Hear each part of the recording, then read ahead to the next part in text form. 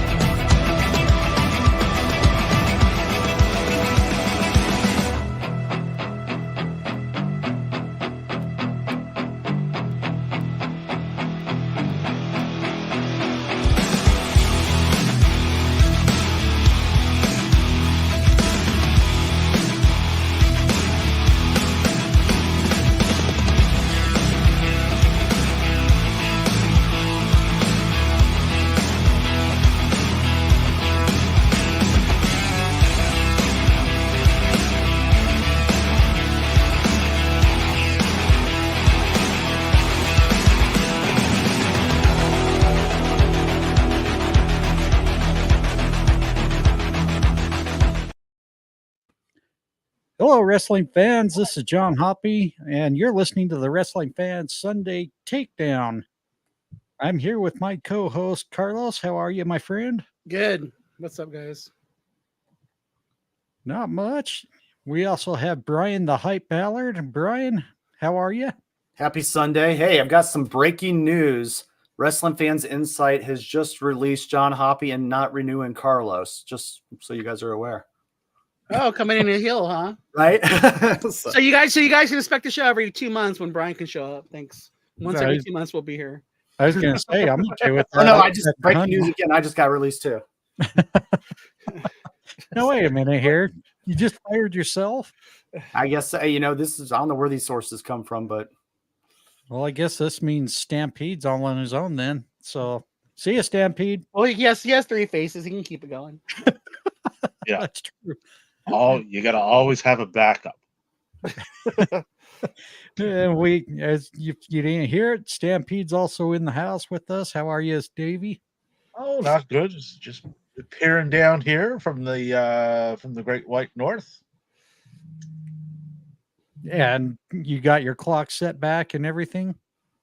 Yep. Clocks, sundials, and hourglasses all done. Yep. We just upgraded the clocks last year, so that's kind of new. Oh, nice. And so you got rid of the sundial and hourglasses? As a country, what do you say? You always got to have a backup. Weren't you paying attention? No. God, yeah. I just figured I'd take your lead, Carlos. So, but anyways, it's been quite the interesting week of wrestling, both on the AEW and WWE side. We'll get into the AEW in the later part of the show, but this week WWE has had quite a bit going on. Why don't we start off with their PLE event that they held yesterday over in Saudi Arabia. For those who haven't been paying attention, they had their Crown Jewel event last night. Why don't we kind of get your reactions on the show? And let's start off with Carlos. Why me? I thought the cool thing going into this was like, well, I was talking to a friend of ours, Dev, who's in our group chat, and it was kind of cool. Like where we were doing predictions, which I won, by the way. It was kind of like there was really like almost everybody could win the show, so that was kind of a cool. It was a nice change of like you didn't know which way it was gonna go.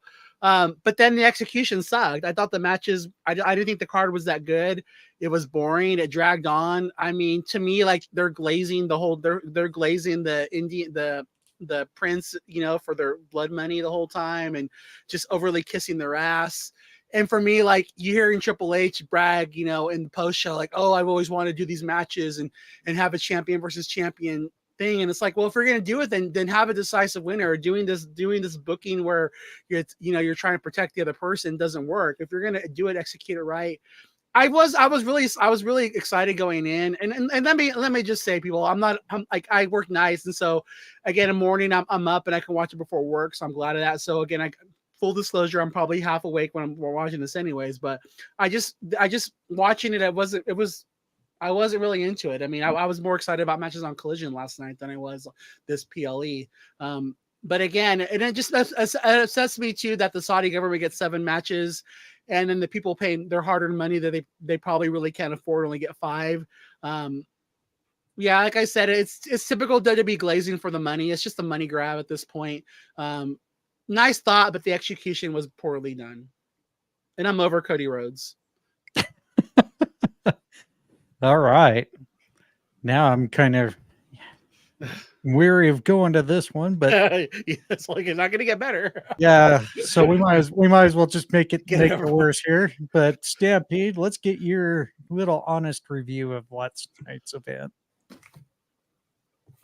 I unfortunately was wide awake for this adventure that WWE sent me on yesterday afternoon. I could have gotten my entire housework done in between whenever they decided to put matches on. Like I don't know what they're doing. 40% of the show was matches. 40. Like, what are they doing? Like, there was a couple of matches that delivered, like the Gunther Cody match delivered. That was good, which I expected it to be, and that delivered. I liked the finish. It was a nice callback to Brett and Roddy. I get that. Seth and Bronson was okay. I gave that, I think it was 7.5 out of 10, and that continues that story. But like the 2 women's matches were just like that tag team match was just, it was slow, it was sloppy. Liv, I don't know what they're doing there. That's a mess. But for a show that was over 3 hours long, just put about 80 minutes of matches on it. Like, so some people like that. Certainly wasn't for me. The whole show, I gave it a 5.5 out of 10. Like, do better. I kind of wanted. Oh, sorry. Go ahead. Better. So I kind of want to touch a little bit on what Carlos mentioned earlier. Is it just felt very slow, and Triple H was booking what he wanted to book.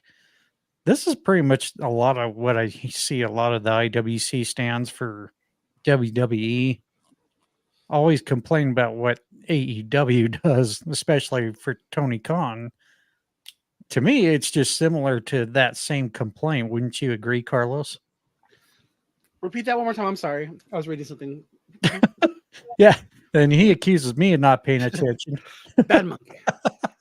So what I was saying is the funny part about this is what you mentioned earlier before we went to Davey was how it seemed like Triple H said he wanted these matches like he just booked them for himself. Exactly. And to me, this is kind of similar to what the WWE tribalist complain about AEW that Tony Khan does. And to me, this was kind of one of those cases where it's kind of exactly what just happened here. Exactly, and that's why I put out too. Like, I mean, when I sit there and go, oh look, Triple H is going to mark out for himself again. Like, he's been on every show. Like, even like when he's on SmackDown, he has to come out and like he makes decisions that should be left to the general manager. It's like he's doing everything that they complain that AEW does. WWE does it right back, and it's just like, and so it's like you're just being tribalistic. They all do the same thing. I mean, like, everyone in wrestling business is a mark for themselves. It's like, that's wrestling 101. It's just like, you're right. It's just tribalism down to the T. And for me, I feel like the WWE, they get a good thing. And that's for me, like what it felt like, it's like they hear the word moments, and that's all they're doing now with these PLEs. They're booking for the moment, and they're not even booking the matches anymore. Or like nobody cared about the bloodline match. All they were really worried, everyone was really waiting for was when Sammy was going to come out. So like we just got 25 minutes of bullshit, to get the moment with Sammy. It's just about the moments, and it's just like, like who cares about the Nia Jax Liv match? It's about the moment of what's going to happen at the end and who's going to help who, and Dominic and them coming out, and the Tiffany cash in. The action doesn't matter anymore. It's just about the moments, and it's awful. It's boring. And All right, Brian. a little, Oh, just a little aside there on the whole Paul thing. Paul has been very visible, Yeah. very visible, right? On the show, like weekly shows and on these Yeah. pay-per-views, and there's videos of him coming off the plane, and like he's making himself, front and center a lot here, Yep. right? I think I think there is a reason for that. That this was brought up in one of our spaces, but I do tend to agree with it. Right? I think he's trying to show Endeavor that this train that they're on, he is an integral part of it by doing that. Like as far as booking and running it, nobody else can do this but me. I don't think that's the case, but And that's again, just- and to what that's you're just an saying, opinion.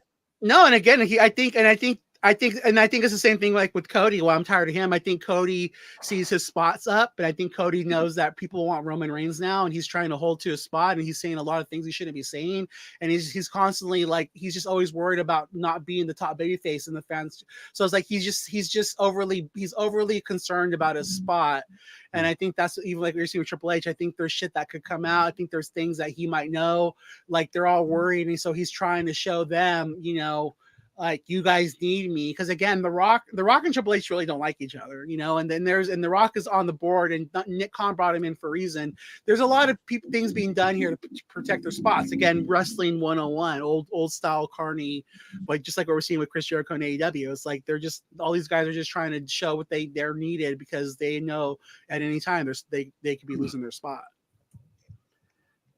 I think you guys are bringing up a really good point too, that I'm sitting here, I do forget that they're newly acquired, and it's a good point. I mean, everybody, when you are in that newly acquired company, you're essentially in the next year interviewing for your job.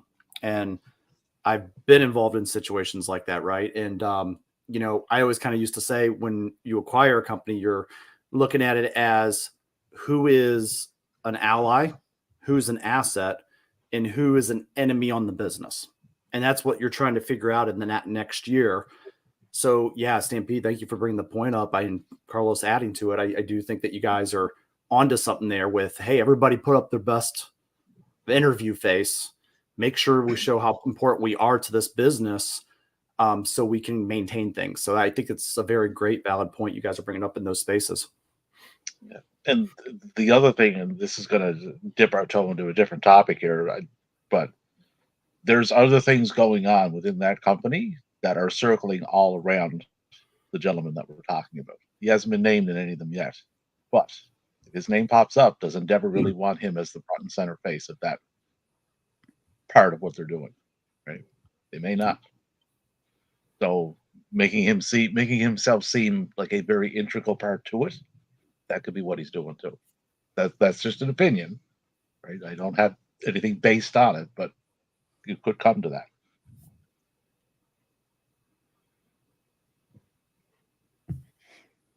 Brian, did you have anything else to add to what About the PL? Mr. PLE? Yeah. So Crown Jewel, I viewed this show, and I'm going to give an analogy that's current with our times right now. It's election season, right? John, don't worry. I won't go into political thing. But it's election season. And I think anybody at election season sometimes has been met with unwanted solicitation, whether it's a flyer in your mail, a phone call, somebody knocking on your door. I viewed Crown Jewel as kind of that unwanted solicitation in my WWE programming. Everybody knew where they were going. We know we're going towards War Games. We know we're going towards Survivor Series, but we said ding dong or opened our mailbox and here's something trying to tell us about something in the wrestling that's happening in the story. But I do think it was a very forgettable pay-per-view or PLE. And I do think that on the blip in a radar, it's a very small blip. I've never liked the champion versus champion matches. Because I've always felt that it paints you into a creative corner. So, and especially with, these champions not always looking equal. And then what you do is you make one brand a lot stronger over the other, but you paint yourself into a corner where you can't let a certain champion lose. Not after you've built them up and made them and you need that momentum to go into WrestleMania, and you need that star power to sell that WrestleMania. So I feel like these are dangerous matches to put people into.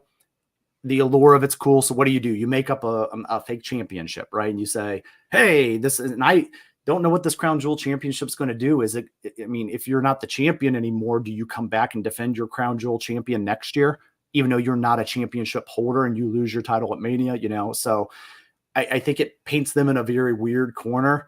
But I know they're trying to make it feel special, and they're trying to make it feel like it's so one of a kind over there because they're being paid a lot. One thing I will say about the show that I did enjoy, I enjoyed the fact that these were 7 matches on the card. I've been saying the 7 to 8 to me is the sweet spot. And I don't feel like I just got gypped off if I went and I was like, okay, I got 4 matches, right? Versus sometimes 15 matches is too much, right? But I felt like that 7 to 8, and I felt like that hit pretty well. The other thing for me is I did watch this after it. I didn't watch it live, so I did watch it the night of, or the night after here. And I was able to fast forward through a lot of the junk and a lot of the promo. And Stampede was talking about earlier, there was about, keep me honest here, 40 minutes of actual wrestling matches, I believe you said. No. Or how many minutes? Match times. Yeah. For the actual matches that took place, it was just over 80 minutes. Okay, 80 minutes right on a 3-hour show. So the show ran for 200 minutes. Yeah, and that made me, it didn't bother me as much being able to fast forward through a lot of that. But if I had to sit there and watch it live, I would have probably been a little annoyed. I would probably been trying to do anything else. So I like the match amounts, and I do like that they were trying to do things. But this really just felt like, honestly, guys, you could probably miss it and not miss much on the show.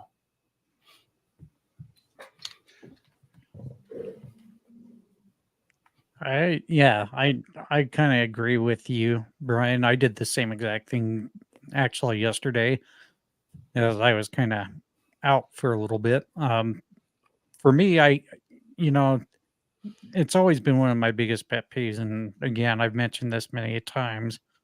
Like my wife says, how do you have a wrestling ring, but you're not using the damn ring? Is this world wrestling entertainment, or is this just wrestling entertainment or world entertainment? And it is one of those things that bugs me. If he was spending that kind of money, I better be getting a lot of wrestling out of this. And to me, it's really hard to go to a WWE event, especially being an old school wrestling fan. And to Davey's point, 80 minutes out of a 200-minute show, you're not even 50% wrestling. That's not really one of those things where I'm getting my money's worth out of it for sure. I do have to say, though, I thought it was a solid card based off the matches we did see. I do agree with Davey as well. I thought Cody and Gunther definitely hit it for match of the night. Seth and Bronson Reed were definitely second, but the rest, it just wasn't that entertaining for me. So, but why don't we kind of move on to something that's a little touchier? Also going on the WWE, and as it happens at least twice a year. What was it now, Stampede? They are now WWE departures. Yeah, they have departed the company. Yeah. This is like warehouse and distribution center analogies, but as we found out earlier this weekend, confirmed 3 names mentioned that are no longer going to be with the WWE: Tegan Knox, Indy Hartwell, and Baron Corbin. And honestly, I'm not shocked that they are being released because they just haven't really been well used. But why don't we go to Stampede with his reactions on these 3 releases? Tegan, I'm not shocked at, because they signed her and they obviously never had any plan for her because they never really used her. Right? Tegan, I think if she wants to continue wrestling, I see her going a route similar to like Kylie Ray, doing stuff like that, just bobbing around the indies, doing stuff here and there, popping up the Scott's promotion up here in Canada. If she wants to wrestle, she'll do fine, right? Indy was a bit of a shock because she is quite popular there, right? Not the best in-ring talent, right? Like she needs to work on that if she's going to continue, but she was very, very popular. Corbin was the one that really threw me because they sent him to NXT and they literally laid out the template for how to present this guy, how to book him, and what type of character to run with him. It worked extremely well in NXT. He was over. And that tag team that he had with Braun Breaker, the Wolf Dogs, that was over, and that worked really well. Brought him back up, and they did nothing with him. Right? So that was a disconnect there. Like they laid it out for you how to do it, and they still didn't. So my other issue with this is things are a little different than they were this time last year. They now have what they're presenting as a partnership with TNA. So why couldn't they send one, two, or all three of them? If they couldn't figure out what to do with them, go over to TNA for a while, right? Until we have something for you here. Run some storylines, do your thing, and do it that way. That's how partnerships work. Successful ones, anyway. So Corbin, I think whenever he's ready to take bookings, I think he'll be getting quite a few calls, though. He's extremely underrated in the ring. He's quite good. He's a very safe worker. And as we've seen, the guy can work a multitude of characters. Whether they're good or not, he can still work them. So,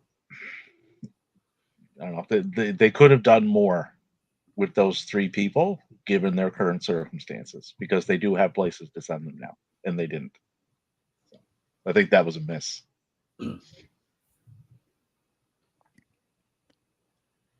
Brian?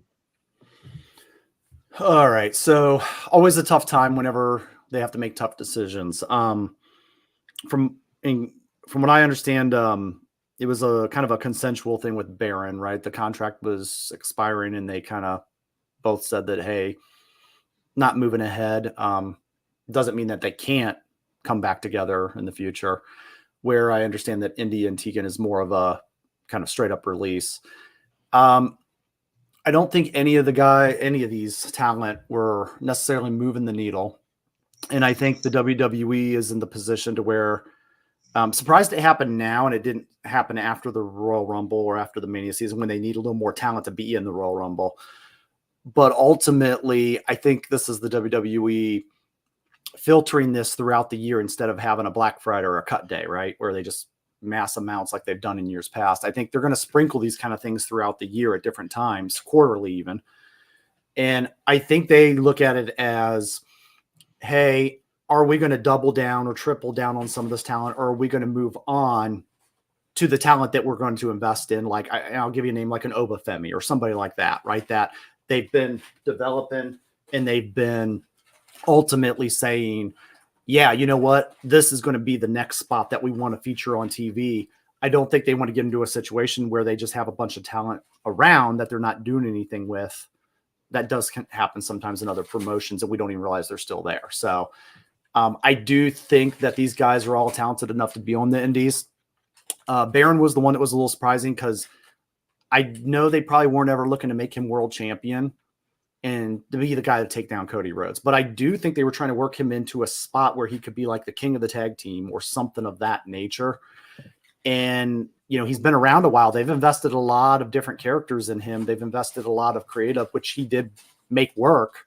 So I do feel that I could see them just coming back together, almost like they did with Braun Strowman a few years ago, where he was out and gone and then just came back. But anything can happen in the WWE. I just feel like this was the WWE trimming a little bit of the fat and moving ahead with some of their younger talent that's a little cheaper under contract, maybe even. So.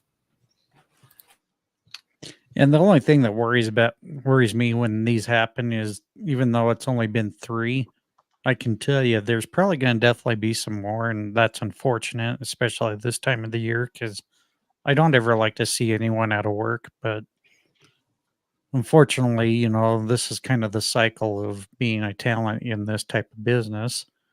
Carlos, let's get your thoughts on the current releases.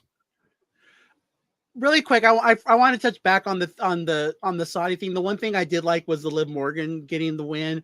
Like and this ties into this because for me, like again, our friend Simon will be happy about this, but the way they presented her and Dom's storyline was a little tone deaf with the whole, attack, like sexually like harassing somebody and things like that. But I'm really happy for her because, at the time when, again, talking about releases, her friends got released and she was on back in the day and she was kind of like on an island on her own and she kind of found her way. So I'm really happy for her as a talent for this, to see her, getting these flowers. But for me, like that goes back into the releases for this. I don't care if it was only one or if it was 5 or this, it was tone deaf. Like to me, like you're doing the releases on a Friday while you're in Saudi Arabia, while you're taking all this blood money from a Saudi prince that a lot of your fans aren't comfortable with, even your talent isn't comfortable with. You got a lot of talent like CM Punk that won't even work the shows.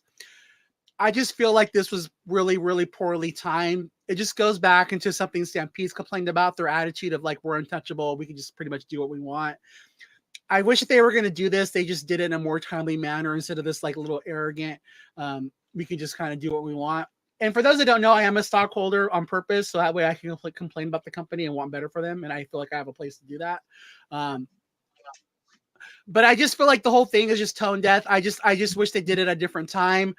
I think with Corbin, I really, and again, this kind of goes in the whole thing with the Hurt Syndicate. I think that I think he was a Vince guy, and I think he was somebody that Vince liked, and I think he's somebody that Triple H didn't like because, again, if you look at it, he was booked really well under Vince.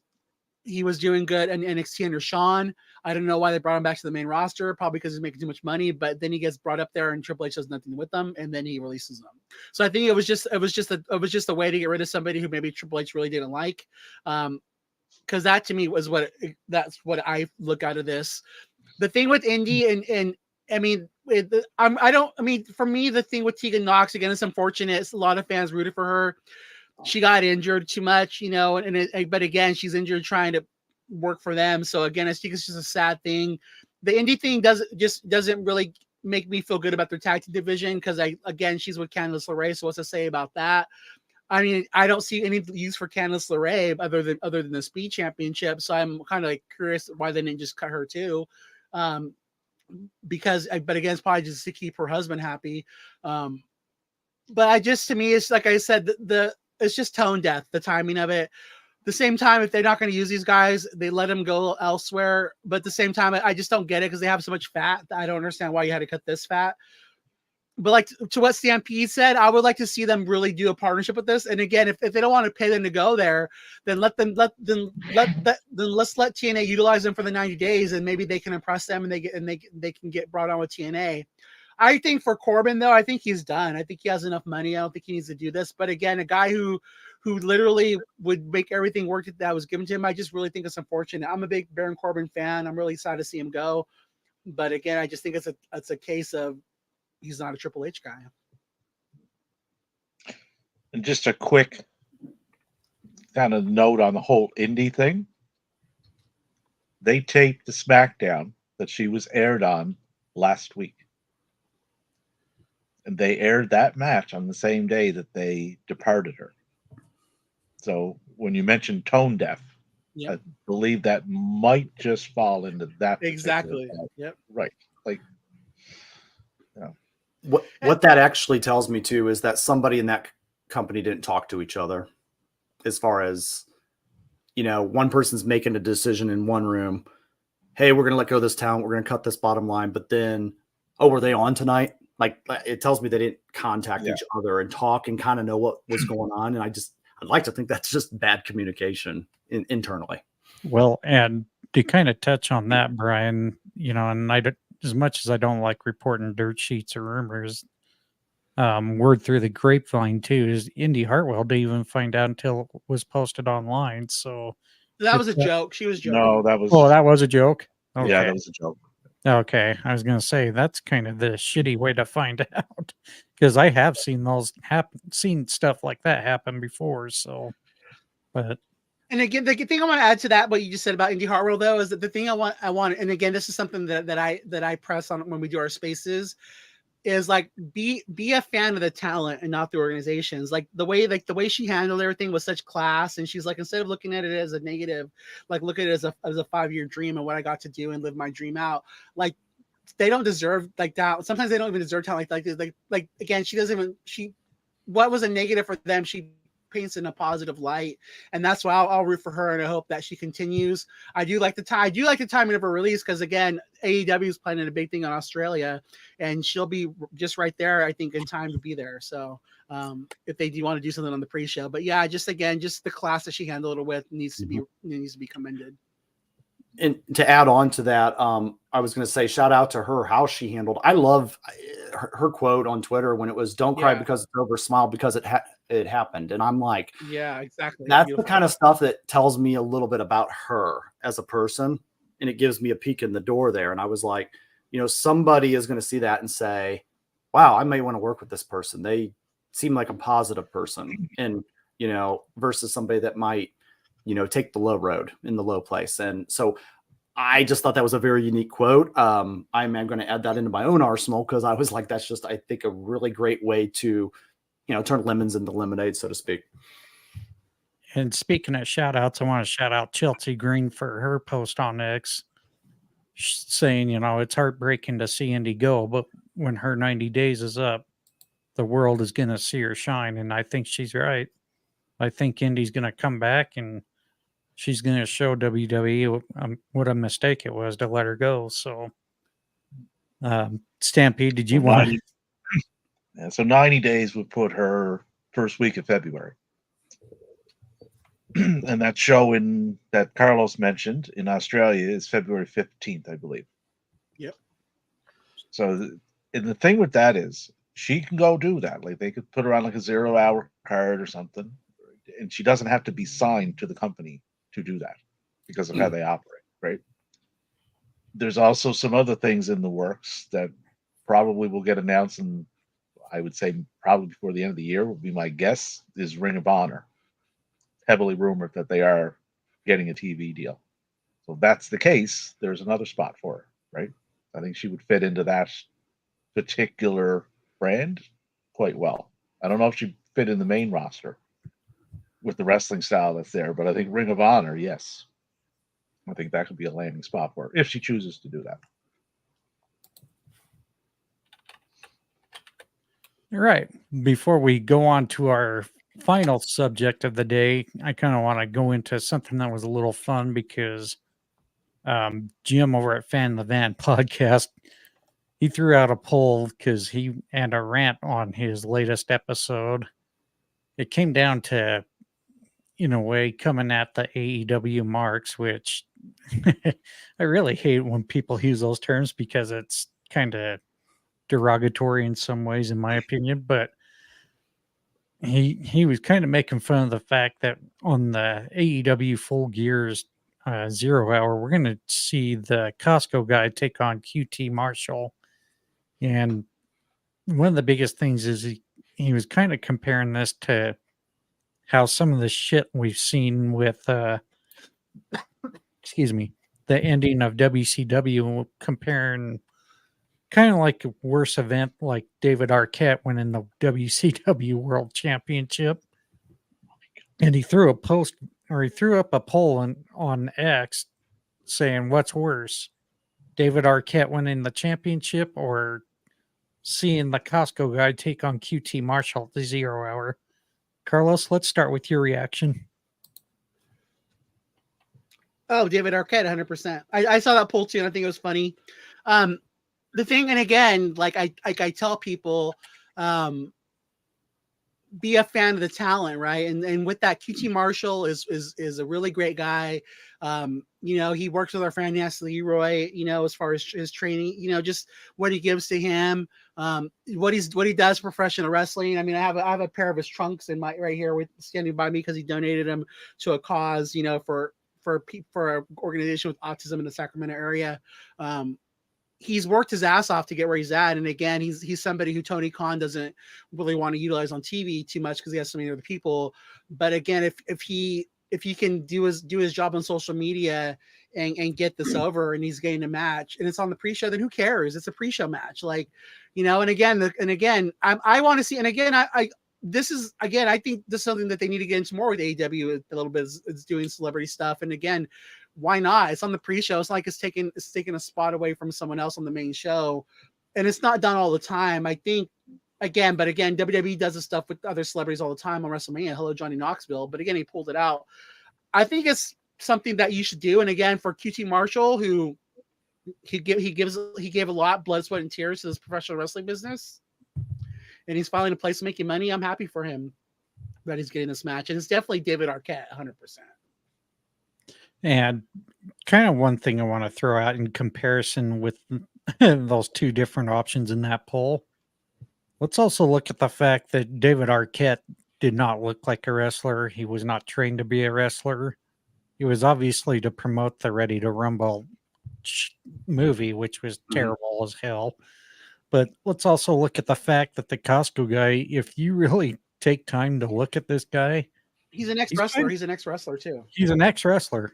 So it's really not, and it's not really a great comparison to say this is AEW going down south.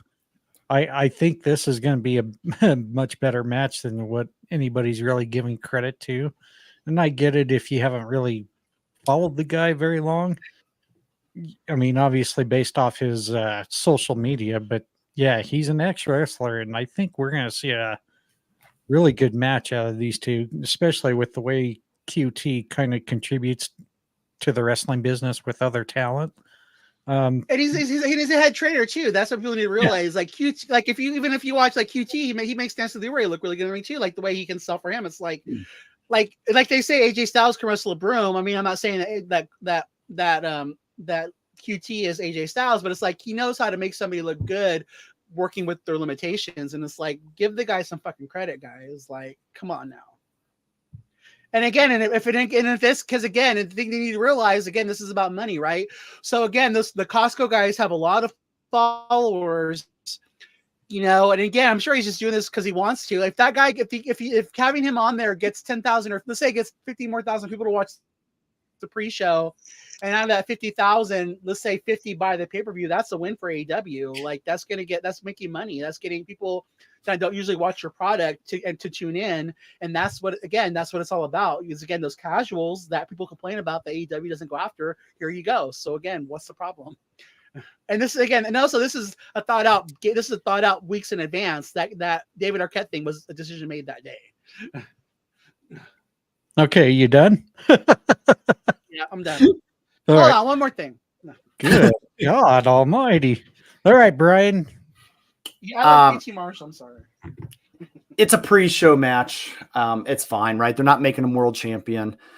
You know, do what you can to get people with eyes on the product. And kind of to Carlos's earlier point, man, I just got me here thinking I would like to see somebody book a match with a broomstick. I think we're at that point now where we can do that. I want to see somebody that's blow up doll.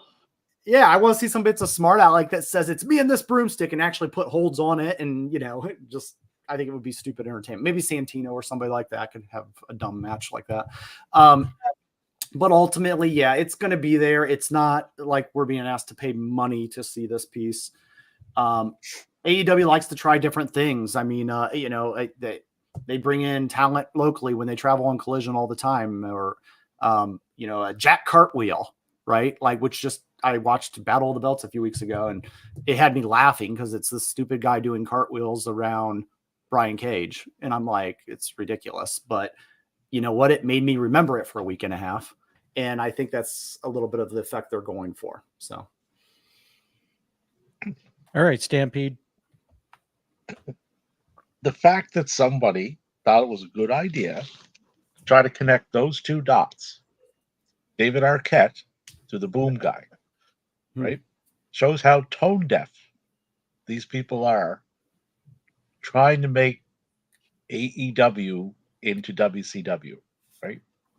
You look 5 years into WCW under Bischoff's reign, and you tell me how that company was going, right? Now look 5 years into AEW's reign. Tell me how they're going. They're not the same. I know people keep trying to connect those dots. There's no dot to connect there, right?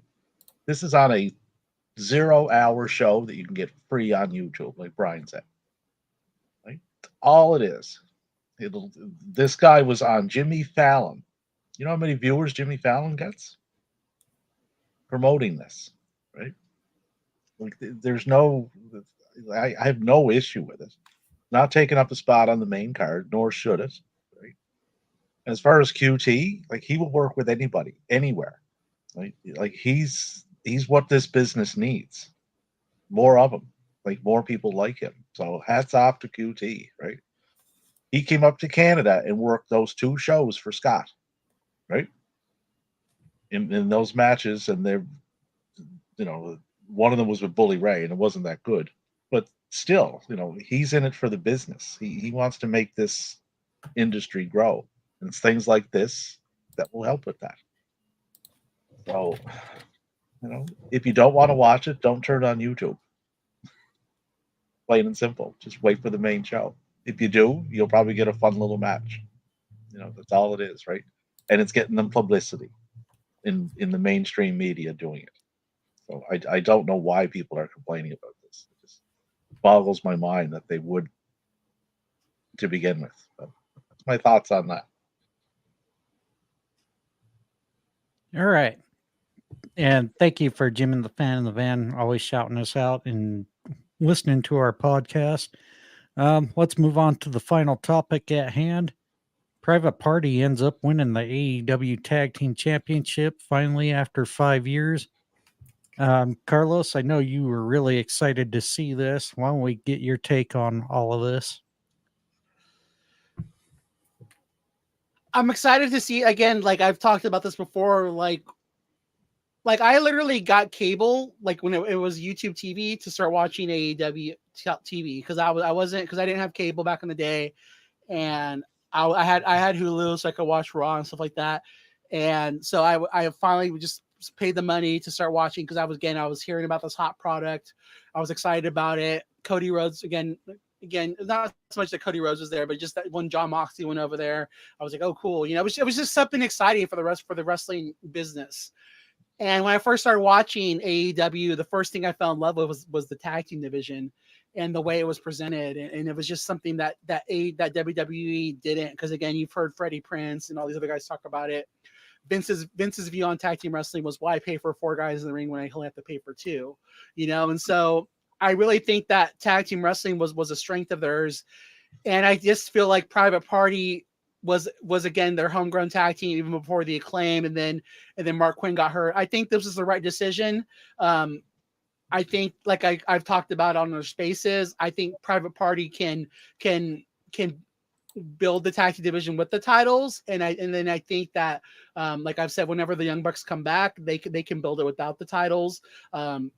Again, they're going to come back as faces probably, which again, if you're turning face, Tony, this is the last time. They cannot keep turning heel and face anymore. But I just think it's the right move. And then again, if you watch Collision yesterday, the first thing they did was it was a big presentation. There was all these different heel and heel and face tag teams out there. So I'm really excited for this. My only thing is, I wish that Brian Cage, and again, I'm a Brian Cage mark, and Lance Archer were in this gauntlet thing, because you've been presenting them going for their tag team title. So why wouldn't you have them be one of the teams? But I think this was the right move. And kudos to them for the way they booked it. Because again, when they had me on I was fooled, because when they booked in the middle of the show, I'm like, oh my gosh, they're really going to have them lose. And they really was just, again, they got me. Kudos to them. I think this is the right decision. Let these guys have the ball and run with it. Again, I'm really happy for this. And again, I think they're getting back to what was one of their strong suits, which is their tag team division. Kudos to them.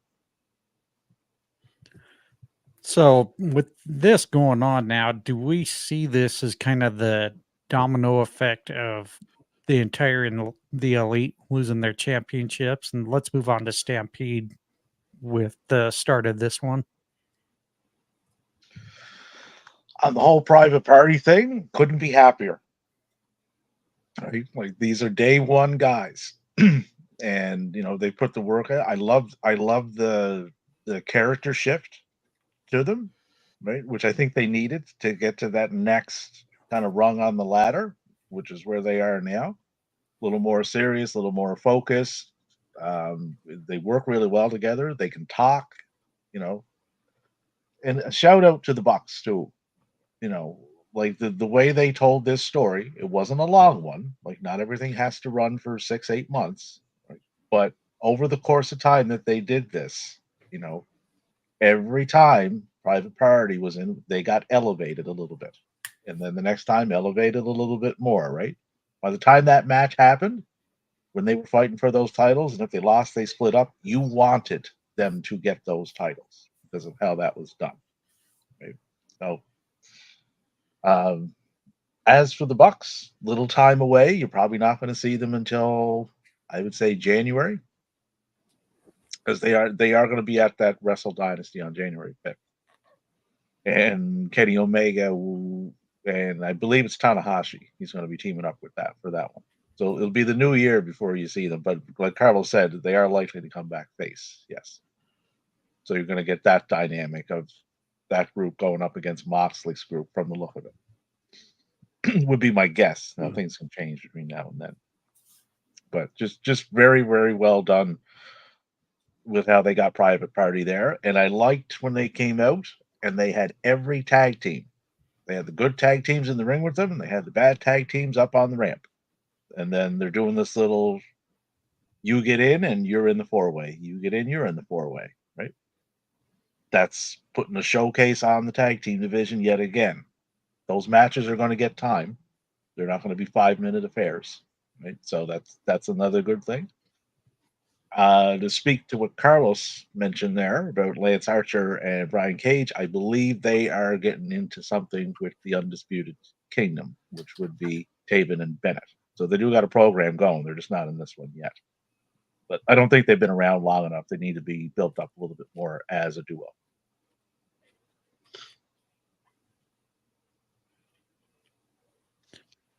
Brian?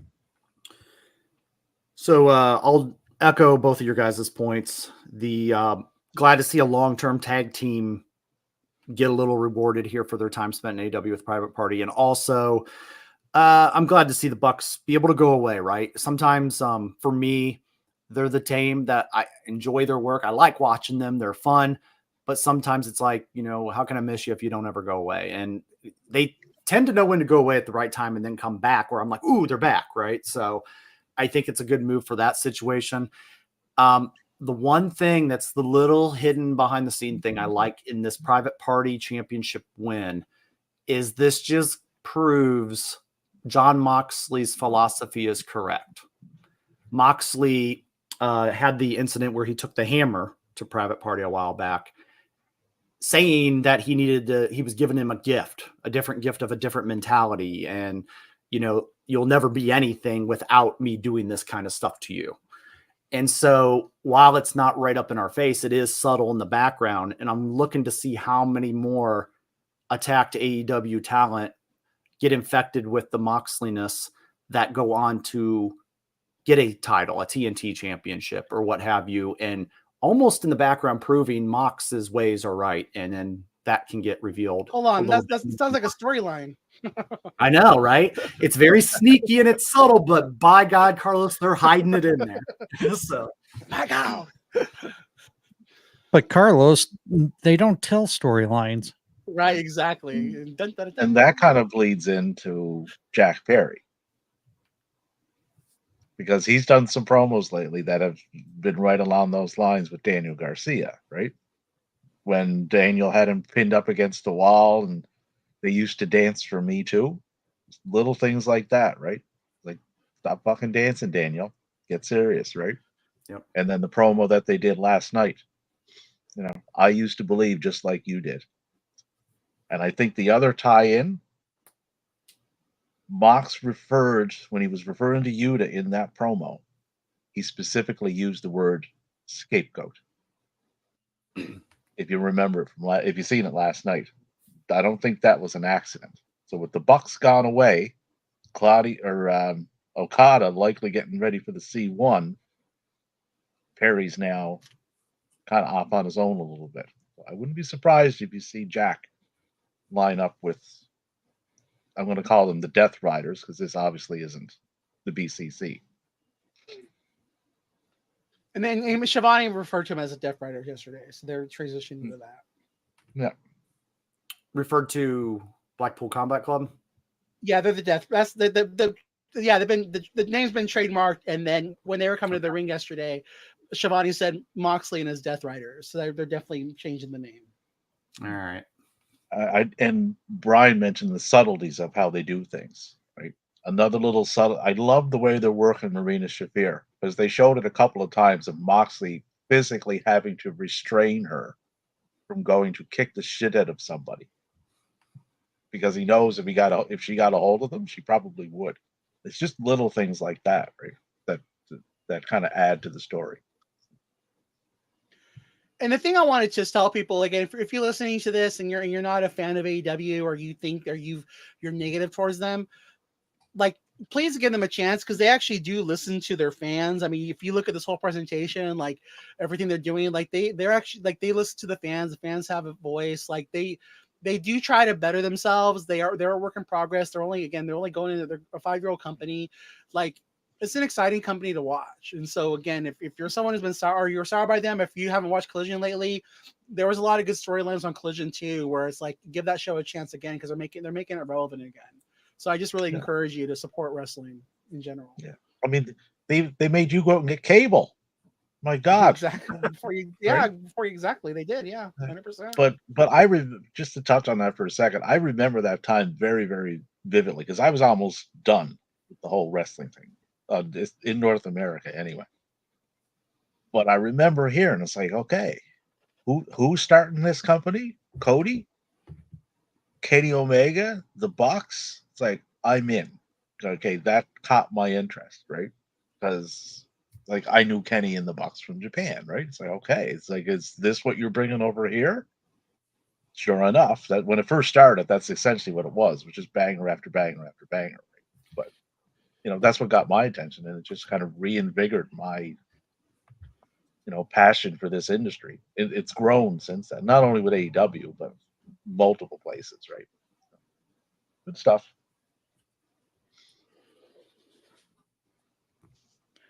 All right, well, we're getting right down to the nitty gritty and getting close to the end of the show. For those of you who was watching our live here, we just flashed a few banners here.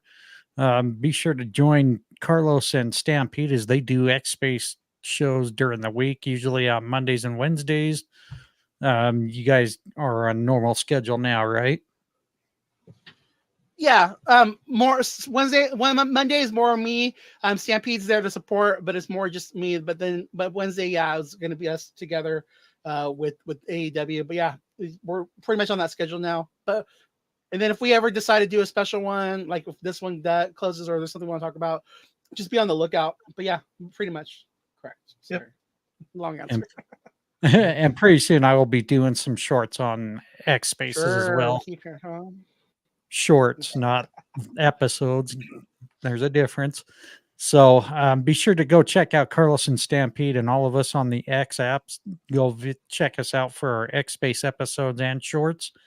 You can follow me, John, at WF Inside Pod, William at William Hoppy 8, even though he's hardly active. Carlos at C to the LOS, and then at Conquer the No, and then on Instagram, Rainbow Goodness _ and Brian at the Brian Adkins on X and Tap Out Talk on YouTube. And Stampede at David ROBER 7174 on the Twitterverse. And we've also and tune in Monday, right? Because I will be on that. I don't actually watch the show anymore, but I'll be keeping an eye on the New Japan show that is also going on that day, where the gentleman in my profile picture will be making an appearance, Kenny Omega. So hopefully he'll have a little bit of clarity as to where he's going and what he's doing next. If it's going to be AEW next or the show in Japan on January 5th. So stay tuned for that. Right. We've also started a community on the X app for the fans of pro wrestling. Just go check out under my main handle at WF Inside Pod. Feel free to go ahead and ask to join. You should be able to get in just fine. Also, we have a group chat on X as well. All wrestling fans welcome for wrestling chat as long as you keep everything respectful and also entertain everybody's opinions. Also, we have our website, the www.thefansofprowrestling.com, and our YouTube channel. If you're watching this live there at Wrestling Fans Insight. As Brian mentioned, he has his Tap Out Talk on YouTube as well at Tap Out Talk. And on Twitch, which has been kind of giving us a problem today. Hopefully it'll be fixed for the next time we go live. You can go check us there at the Fans of Pro Wrestling. And as Carlos mentioned earlier, he is on Instagram. Go follow him at Rainbow Goodness _ And you guys, let's go ahead and get into our closing thoughts and shout outs. Carlos, let's go ahead and start with you. I want to give my shout outs to you again. I'm going to just list the communities that support us. We got the Sage community, Primetime Sports Fix, Titans Chat, Death Row Monetization, Patrick's Happy Hour, the DWE. Again, just thank you guys. The Hub City Group Chat, IWC Growth Hub. Anyone who supports us, we thank you guys. And then my closing thoughts are just, again, it's a fun time to be a wrestling fan. Get out there, support content, support your indie promotions. Also, just a quick shout out for Chris Bay, who got injured. If you guys can afford to support him, the TNA is doing something right now where if you buy his shirt, 100% of the proceeds go to him. Also, the Pro Wrestling Tees is doing the same thing with one of his T-shirts, and also Major Bendy's is releasing a bendy of him as well. If you purchase any one of those three things, all the proceeds go to him to help him while he's recovering. All right, Brian. Shout outs, you know who you are. I don't need to shout them out. They know who they are. Thanks, Brian.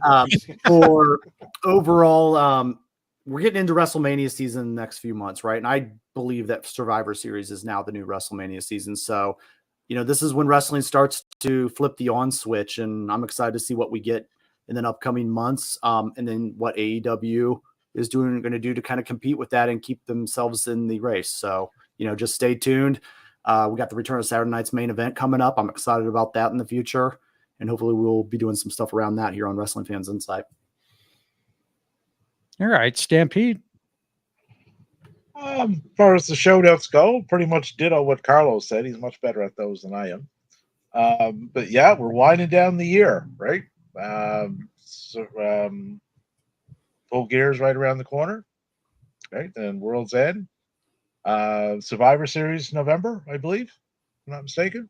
So there's two big shows. Lots of lead up to New Japan with Wrestle Kingdom and Wrestle Dynasty. So watch for that.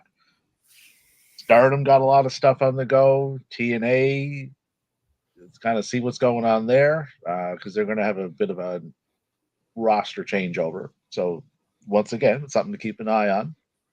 So there's tons of stuff to watch and get invested in. ROH probably landed on a TV station near you at some point. So just good stuff, man. There's a lot of healthiness going on in the wrestling industry all over the world. All right. And for those of you who normally listen, tune in, thank you to each and every one of you. You know who you are. I also want to give a huge shout out to our local indie guy as we're talking about indies. Manny Lemons, who wrestled a dark match with QT Marshall back in Salt Lake City here on October 23rd, I believe it was.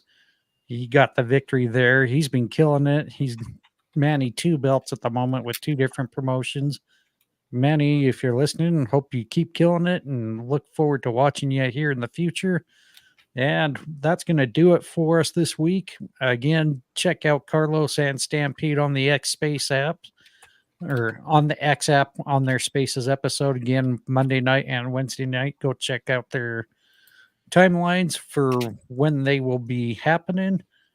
And we are going to wrap it up here. Thank you for tuning in. We'll catch you again here very shortly.